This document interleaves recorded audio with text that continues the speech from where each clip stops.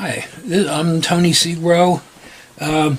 Normally I'm just going to do a little video on scratch building, and normally I do scratch building with styrene, which is a plastic, and it comes in various thicknesses. I got sheets of it down here. You can't see it, they're down here at my leg here or whatever.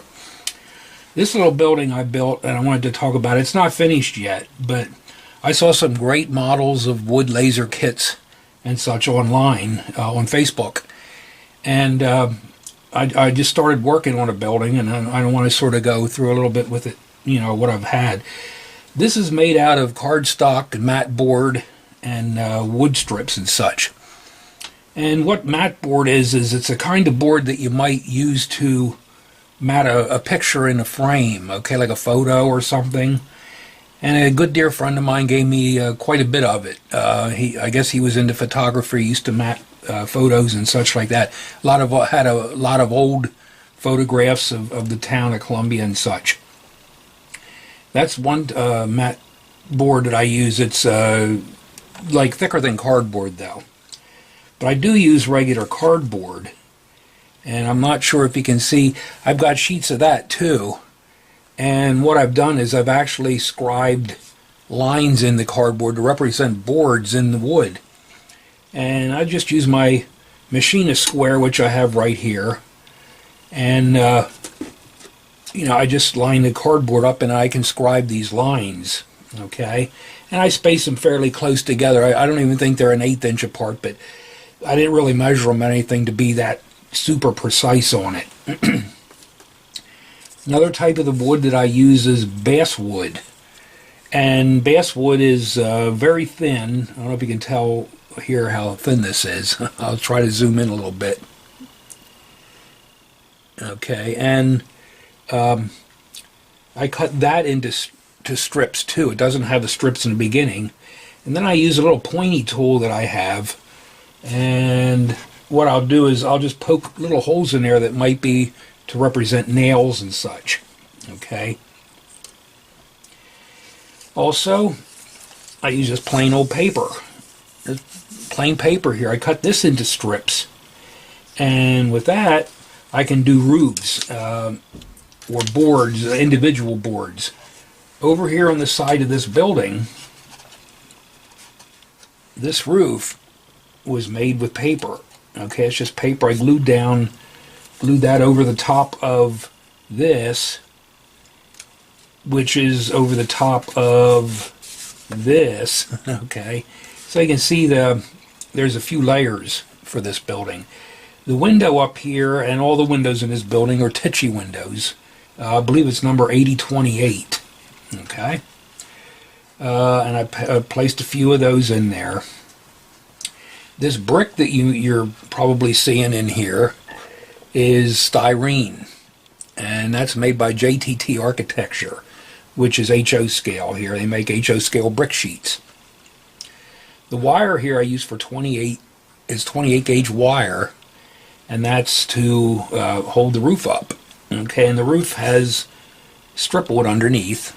Okay, if you look inside the building, I don't know if you can see inside here, I use mat board triangles that are right angle triangles to keep the wall straight, okay? And as I was using this wires, I ran out of wire, so I used the spool to make a water tank or whatever. It's going to be sitting up on the roof. So eventually when the roof is done, this will be sitting up here or something like that. So I'll probably end up gluing it in place or wherever, you know. And what I need to do now is to do another section of roof. It'll be a peak roof that'll extend the rest of the building, maybe with a gable or so out from the edge. Here you'll notice I did a sign. This was from a sign sheet that I had that was color. Okay, I have one that's color, but unfortunately my color printer died, so he gave it a good burial. Now I have to get another color printer. But I wanted to do another sign, so I did print out a sheet, and this is what the color or the black and white printer gave me. It's a laser printer I have. It's all black and white, so I had to go in and use color pastels and paint to try to paint this sign here. Okay, and it's made out of paper. So what I was able to do is to cut some lines in there to represent individual boards, like the sign was painted on the side of the building. So that's about where I stand here. What I'd like to do is to have maybe a platform here. And there's a man on Facebook, Jason Jensen, that does a great job. He had a YouTube video of a nice building that he built and had, you know, a front on it and had concrete blocks and such. And I might try something like that. So as I finish this building, I'll post another video or whatever and keep you updated on how everything is going.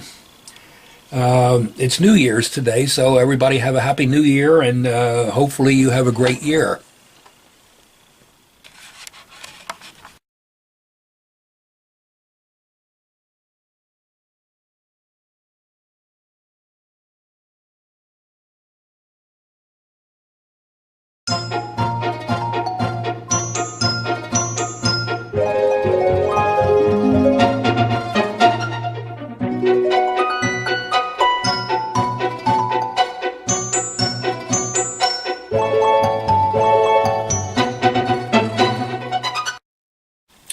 Hi, this is Tony Segro again. This is part 2 of the cardstock building that I was working on.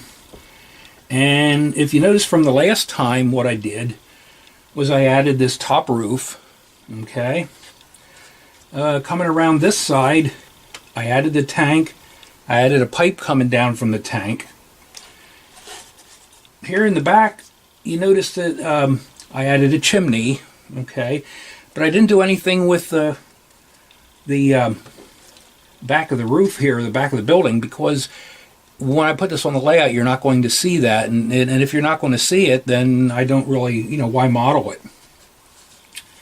Coming around here, I added, of course, on this side is a wall, or, you know, with a window on, and this I did with cardstock, the mat board, which was this stuff here that I think I showed before. It's like the kind of mat board that you mount a photograph on a frame and such. Then I used regular pieces of cardboard over that, and then paper strips for the individual boards on the roof and such. Okay. Coming back to this tank, the pipe that I used here is actually from sprues that I get, you know, with the tissue windows. They come on sprues as little things that connect the windows together. Okay. Then what I do is I added a gable here and a few details for the roof right now. Okay. And I'm going to talk about painting this roof, and I started painting. I figured, well, I think I'll show you what I do or what I use. This, by the way, is the stuff that I used for the chimney, the styrene. And up here I can show you, if I can find it up here. Yeah, here it is. This is the brick sheet that I get for doing brick walls for styrene, because this is made from styrene too. And it's from JTT Architecture Model Parts and such. And I get that at the hobby shop. Okay. First of all, what I do to paint is I stain the paper. Okay, stain the paper. I have two kinds of stain I use. This is special walnut. It's made by Minwax. This is driftwood. That's also made by Minwax, and they're very good wood type colors that, you know, would work well on the building. Just to give you an idea how I do that, I use these Q-tips, which is a little bit better than a paintbrush for painting. I just dip it in the stain and just go down, starting here, and make sure I cover up all the white. Okay, so that sort of gives the stain color to the boards on the roof. And I'm not going to bore you to death by just watching me sit here and paint all day, but that's how I'd be painting this building. Some of the paints that I use that are not stain, I use Barnwood, which is by Folk Art. Okay. I use burnt umber, which is by Folk Art. I also have a wash that I made from raw umber, and that's by Americana. I just took a little bit of that, put some water in there, and shook it around.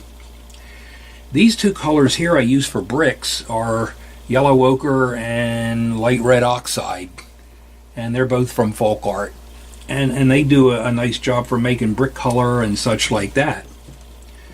Butter pecan right here is by Folk Art. I use that for mortar. Okay, what I'll do is I'll take the and I can use a brush. I'll do this little section quick. This is a small section of the and just paint some of this on like this, and I try to get this into the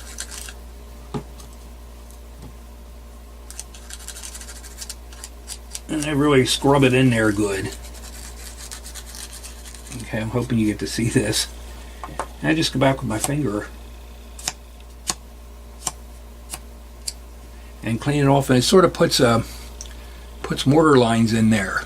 Okay, and then that'll dry and that'll be fine and dandy.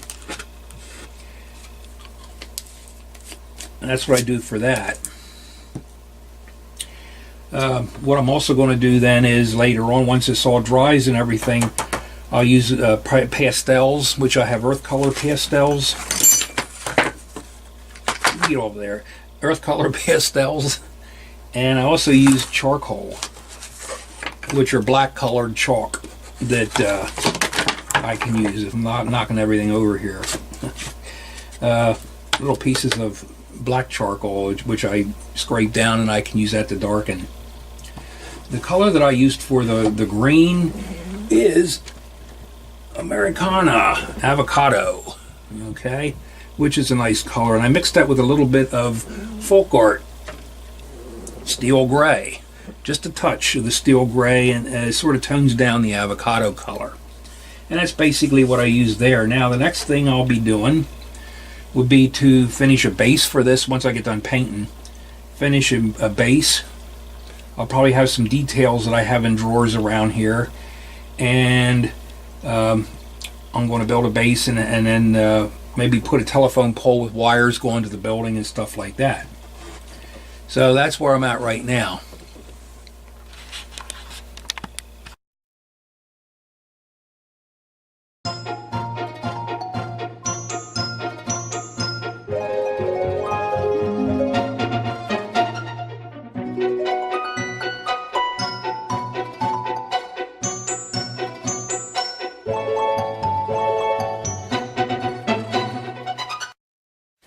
Hi, this is Tony Segro. This is part 3 of the cardstock model that I made, and this is the last one I really, because I have a base for it now. The base, by the way, I made out of this. It's a 1/2 inch thick pink foam board, the kind used for insulation and stuff.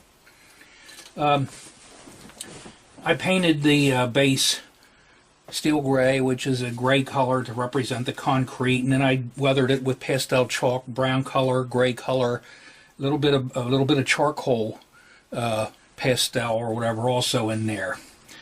I added telephone poles. These are cornerstone telephone poles, and they give you a little spool of thread for using for the wire, but to me I could hardly see it, so it's very invisible almost.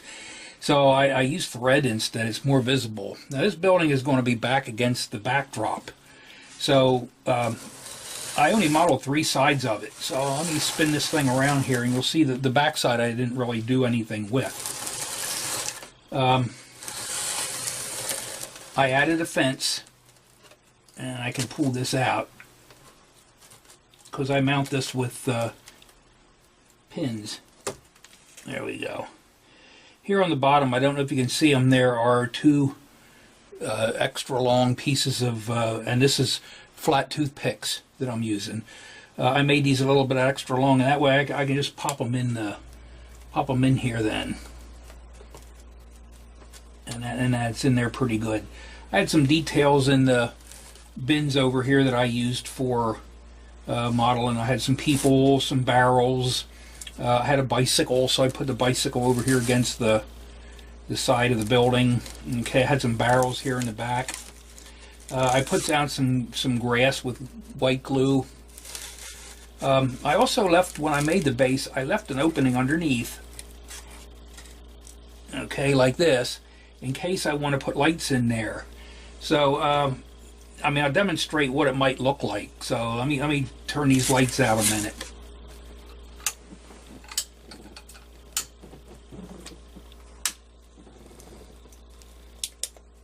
So I'll hold this flashlight up underneath, and let there be darkness. I don't know if you can see this or not. I have some light under here. Now I see where I'm going to have to put something under the doors or whatever. These are where the doors are that you wouldn't see any of the light. Let there be light. Okay. So that's an option that I have. I also have a sign, and I haven't really thought of what to name the building, but I do have a sign that I made or found that would probably be a decent sized sign I could put on the front of the building if I ever come up with a name for it, so I'll keep that handy. This thing here I wanted to point out is a really unique thing that I found. Where I work, we get electronic components and they come in things like this. And, you know, on the back they have that, on the front they have that. The electronic component must sit right in here. And they were going to throw them out. I said, well, I'll take them home. and this is what I used for this fan right here. So basically I'm going to call this model completed. And I'll probably work on the next project. I'm not sure what that's going to be yet. So thank you for viewing, and hopefully, you know, some of the pointers that, you know, you might be able to use or whatever if you're mounting cardstock. Like I said, I use cardstock. I use wood strips, toothpicks you saw on the fence. I used paper also for the roof. And for weathering, this I wanted to point out. I don't know how many people use this, but this is India ink and alcohol. And when you use India ink and alcohol, it's going to give you it's going to tone down any shine, okay?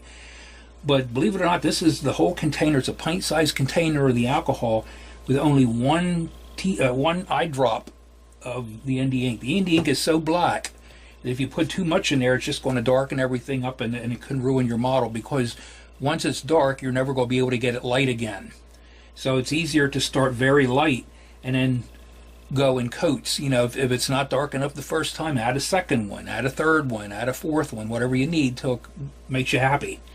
But this stuff here is India ink. It's sold in art craft stores and such like that, but it is very, very dark, so you want to be careful when you use that. And like I said, one little eye drop in the alcohol, and you can see how dark this is. It's you know, a little bit dark there. So that ends this little series of videos for this building. So hopefully you give it a try.